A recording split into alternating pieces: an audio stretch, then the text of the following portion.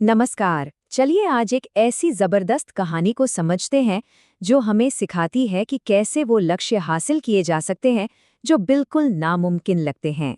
एक पल के लिए जरा सोचिए, क्या कोई ऐसा सपना या लक्ष्य है जो बहुत दूर, बहुत मुश्किल लगता है? तो आज की ये कहानी शायद उसी मंजिल तक पहुंचने का रास्ता दिखा दे। तो ये कहानी आखिर है किसकी? ये कहानी है माँ ब्रह्मचारिणी की, वो जो नवरात्र में पूजी जाने वाली देवी दुर्गा का दूसरा स्वरूप है और जिनकी कथा आप कह सकते हैं कि दृढ़ संकल्प की एक मास्टर क्लास है। देखिए, उनकी शक्ति को समझने के लिए ना सबसे पहले उनके नाम का मतलब जानना जरूरी है। ब्रह्मचारिणी का मतलब ही है वो जो कठोर अनुशासन और तपस्या करती हैं, और यही बात उनकी पूरी कहानी का बेस है। तो असल में चुनौती क्या थी? देवी पार्वती ने भगवान शिव से विवाह करने का संकल्प लिया, लेकिन मुश्किल ये थी कि शिव दुनिया से पूरी तरह अलग होकर गहरे ध्यान में लीन थे। मतलब ये लक्ष्य तो लगभग नामुमकिन ही था। तो ऐसे में उन्होंने क्या किया? उन्होंने चुना दृढ़ संकल्प और जबरदस्त एकाग्रता का रास्ता। उनकी ये तपस्या की यात्रा हमें दिखाती है कि उन्होंने इस लक्ष्य को कैसे पाया। और ये कोई एक दो दिन की बात नहीं थी। उनकी तपस्या हजारों सालों तक चली। जरा सोचकर देखिए, ये किस लेवल का धैर्य और समर्पण रहा होगा। उनकी तपस्या की तीव्रता धीरे धीरे बढ़ी। शुरुआत में उन्होंने सिर्फ फल खाकर जीवन बिताना शुरू किया। इसके बाद उन्होंने अपना त्याग और भी बढ़ा दिया और अब वो सिर्फ पेड़ों के पत्ते खाकर रहने लगी।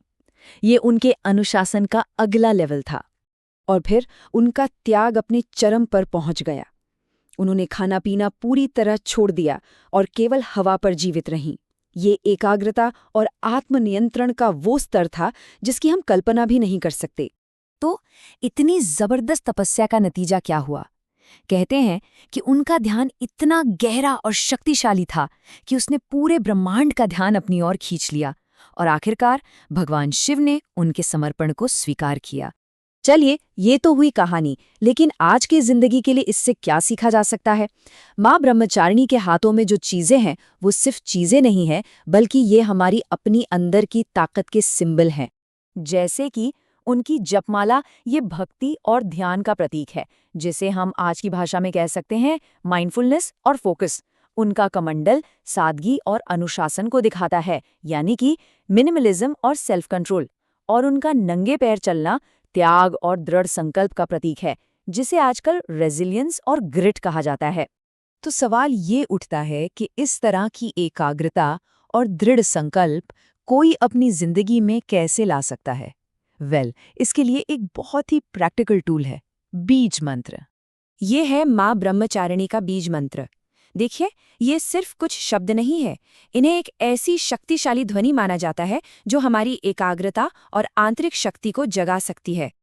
आइए इसके हर शब्द का मतलब समझते हैं, बहुत आसान भाषा में। ओम ब्रह्मांड की मूल ध्वनि है। रीम दिव्य ऊर्जा का बीज है। श्री समृद्धि और कृपा को दिखाता है। अंबिका ये दिव्य माँ का एक नाम है। और नमः का अर्थ है सम्मान के साथ झुकना। तो कुल मिलाकर इसका सार है उस दिव्य ऊर्जा और कृपा के सामने पूरी श्रद्धा से नतमस्तक होना। और अगर कोई इस अभ्यास को आजमाना चाहे तो तरीका बहुत ही आसान है। एक शांत जगह पर बैठें, पूर्व दिशा की ओर मुंह करें, मन को शांत करें और इस मंत्र का 108 बार जाप करें। और इस अभ्यास से फायदे क्या होते हैं?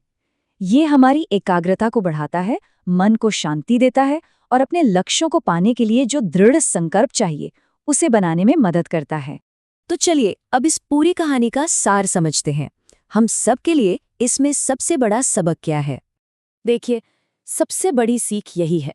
माँ ब्रह्मचारिणी की कहानी हमें सिखाती है कि अगर इरादा सच्चा हो, सब्र हो और कोशिश लगातार हो, तो जो लक्ष्य नामुमकिन लगता है ना, उसे भी हासिल किया जा सकता है। और ये कहानी हमें इसी एक सवाल के साथ छोड़ जाती है। सोचिए, अगर कोई अपनी जिंदगी में इस लेवल का फोकस और डेडिकेशन ले आए, तो फिर क्या कुछ हासिल नहीं किया जा सकता? वो कौन सा असंभव लक्ष्य है जो तब संभव हो जाएगा?